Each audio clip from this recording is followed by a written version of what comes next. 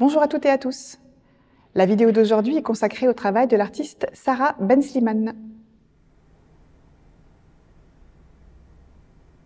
Nous sommes à la Société des Arts au Palais de l'Athénée, en Vieille-Ville, puisque dans le cadre de la rénovation de son bâtiment, le MAMCO est invité à présenter son programme Hors les murs.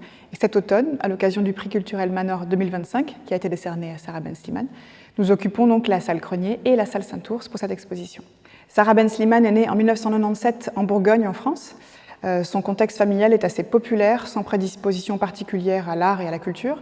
Elle va forger vraiment son regard, son rapport à l'image, son rapport à l'art et à sa pratique, notamment dans son cursus à la Haide, ici à Genève. Sarah Ben-Slimane, elle se revendique comme étant une peintre qui ne travaille pas avec les outils traditionnels de la peinture, à savoir donc pas de pinceau et pas de couleurs sorties du tube. Néanmoins, elle fait de la peinture au sens où on a beaucoup de composantes de ce médium dans son travail. Je vais revenir là-dessus. Pour cette vidéo, je vous propose qu'on s'attache à l'œuvre qui est juste à côté de moi, qui s'appelle « Ça vous regarde », qui est une des productions qui a été faite pour l'exposition, pour le prix Manor 2025. Dans cette œuvre, on a un peu les composantes qui traversent son travail depuis la fin de ses études jusqu'à aujourd'hui et qui parlent justement de cette relation à la peinture. On a en fait des compositions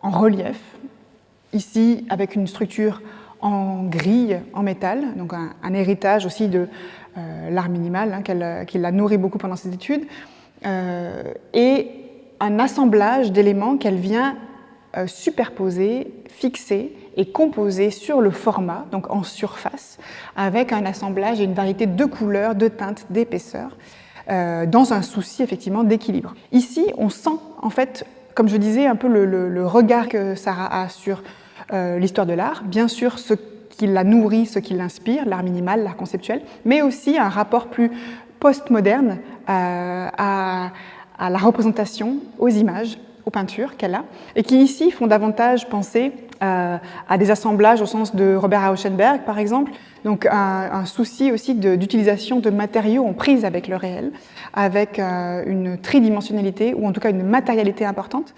On peut aussi penser à John Hamleder à cet égard, et un souci de la composition qui est très important. L'artiste procède en plusieurs étapes. Un des éléments fondamentaux, c'est les objets qu'elle va utiliser. Elle se les fournit de diverses manières, la collecte, le prélèvement dans l'espace de la rue, par exemple, de l'espace public, mais également de l'achat à bas coût aux puces, chez Emmaüs, par exemple, ou auprès de fournisseurs, on va dire, de la grande distribution, comme les magasins de bricolage, les magasins d'aménagement intérieur, avec des fournitures. Donc il y a un rapport à la texture, à la fourniture qui est intéressant et qui est sélectionné avec beaucoup de soin et assemblé avec beaucoup de soin. Ici, on a aussi un rapport à la peinture qui est lié au vocabulaire et aux proportions, aux dimensions de ce genre-là, de ce médium-là. On a, avec un format comme celui-ci, plutôt une relation à un grand tableau pompier, à un tableau d'histoire, par exemple. À cet égard, on aurait peut-être deux aspects ici, les proportions générales de la peinture qui seraient assez monumentales et le rapport unitaire aux éléments qui sont disposés à sa surface. Le choix des éléments, comme je disais, donc ça c'est le mode de production, mais le choix des éléments est très important. Ici, on a un assemblage et une superposition en strates et en différents îlots d'ailleurs d'éléments concrets, fonctionnels, en tout cas familiers qu'on connaît, des miroirs, des cadres et d'autres petits éléments un peu plus disparates qui sont accumulés à la surface. Ils sont choisis pour leur coloris, leur matérialité, leur surface réfléchissante.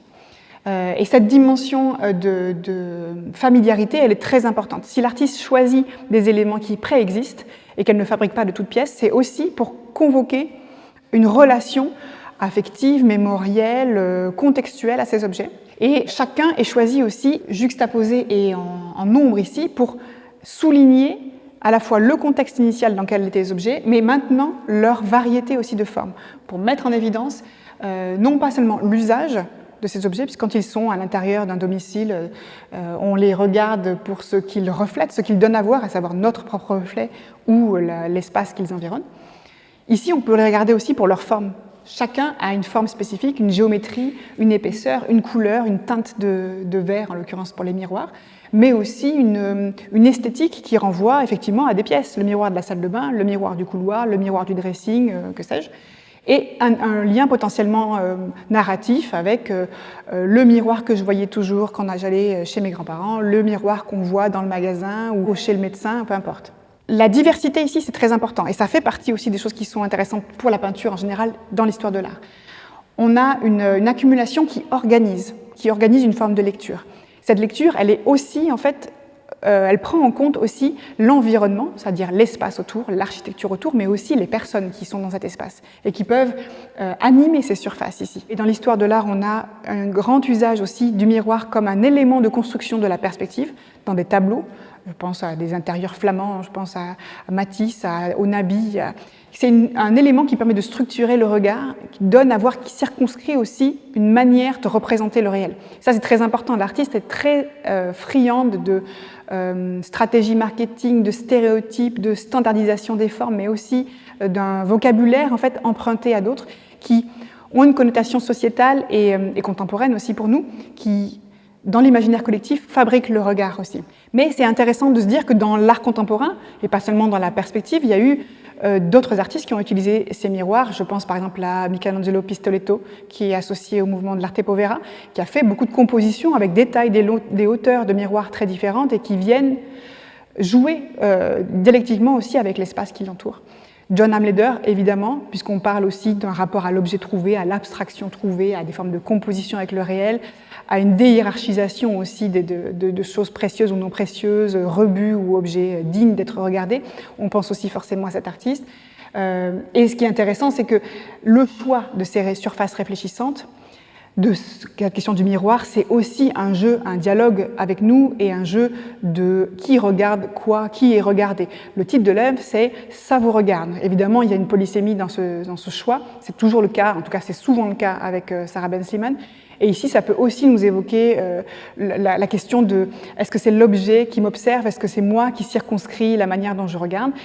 Il y a un très bel essai de Georges Duberman qui s'appelle « Ce que nous voyons, ceux qui nous regardent » et qui parle aussi de ça, cette relation très très étroite entre ce qui est l'objet du regard et du désir, ce qui est de l'ordre de l'effacement, de la perte dans la représentation par exemple. Et évidemment, ce titre joue aussi avec l'ambiguïté de l'espace puisque ça vous regarde, c'est un côté très narcissique aussi en fait, qui a un rapport de génération avec la représentation, l'image de soi, l'image du monde.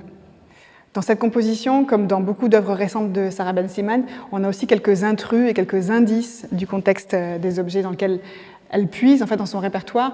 On a par exemple un vrai ready-made qui serait ce cadre ici avec des photos qui ont été vendues avec le cadre. Et ce qui intéresse l'artiste, c'est de nouveau ces questions de représentation du monde, d'image, de relation aussi au marketing et comment on fabrique une représentation. Ces cadres ici, on peut les acheter dans les magasins de bricolage ou dans les magasins de décoration avec des images qui laissent voir un peu un idéal familial, un idéal de vacances et qui donnent envie potentiellement de se projeter et d'acheter ces objets. On a aussi deux éléments qui rappellent le miroir mais qui n'en sont pas, qui sont des sortes de plats de service en plastique noir ici. Dans ces deux cas ici, entre le cadre et les plats de service, on a un petit clin d'œil aussi à l'univers de l'artiste qui manie aussi très facilement les questions de valeur et de hiérarchisation, de non-hiérarchisation plutôt, entre les objets de valeur et les valeurs affectives et valeurs marchandes, pécuniaires. On a aussi parfois des indices de contexte social, économique, dans lequel ces objets avaient une première existence et de laquelle ils ont été arrachés pour accéder ensuite à un statut ici d'œuvre. En l'occurrence, je pense à ce petit miroir qui est en bas, un petit miroir carré, sur lequel une petite plaquette précise le nom d'une boucherie qui se situe donc à Beaune, dans la ville de l'enfance de l'artiste, de Sarah Ben Slimane. On peut imaginer qu'un tel miroir en fait, est accroché au-dessus en fait, de là où se tient le boucher, la bouchère, et reflète par exemple la clientèle. Donc ce contexte-là, ici, il est intéressant aussi parce qu'il renvoie à une sorte de portrait social, de réalité sociale.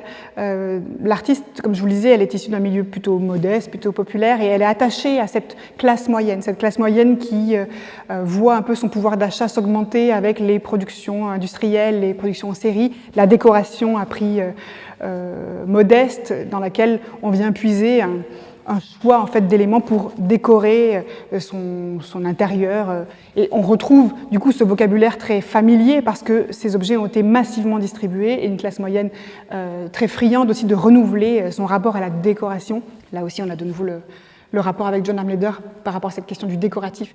Et pour terminer, peut-être un élément intéressant, c'est que cette question voilà, de portrait social, d'un portrait de groupe ici, qui pourrait être autant de personnages qu'on a de miroirs, est un petit peu organisé, régi par un axe central, un axe de symétrie qui serait ce miroir en pied, qui est donc le miroir où on se voit intégralement, qui répond aussi à cette grille de structure et qui est disposé par l'artiste précisément au sol, pour faire un lien entre l'espace de représentation, l'espace de la peinture, qui est le monde des idées, le monde de l'art, le monde de la culture, et le sol tangible, le sol sur lequel nous marchons, le sol de la réalité, en fait, qui est notre réalité quotidienne. C'est une manière pour elle de faire un lien et de montrer aussi cette importance de savoir d'où on vient et de valoriser aussi cette relation sociale, en fait, au contexte artistique. Et avec un petit clin d'œil amusant, évidemment, elle le positionne au centre, et il fait parfaitement écho à la cheminée, mais surtout au portrait, un portrait qui est celui de son petit frère, qui se trouve juste en face, et donc tout l'espace est articulé aussi à travers ce miroir central.